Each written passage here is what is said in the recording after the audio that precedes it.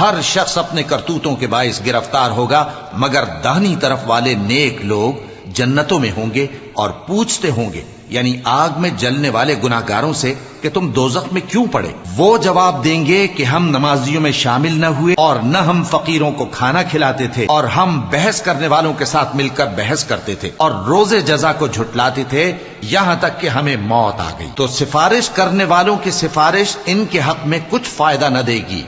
ان کو کیا ہوا ہے کہ نصیحت سے روگرداں ہو رہے ہیں، گویا گدھے ہیں کہ بدک جاتے ہیں جو شیر سے ڈر کر بھاگ جاتے ہیں۔ اصل یہ ہے کہ ان میں سے ہر شخص یہ چاہتا ہے کہ اس کے پاس کھلی ہوئی کتاب آئے، ایسا ہرگز نہیں ہوگا۔ حقیقت یہ ہے کہ ان کو آخرت کا خوف ہی نہیں۔ کچھ شک نہیں کہ یہ قرآن نصیحت ہے، تو جو چاہے اسے یاد رکھے، اور یاد بھی تبھی رکھیں گے جب اللہ چاہے۔ وہی اس لائق ہے کہ اس سے ڈرا جائے، اور وہی معاف کرنے والا ہے۔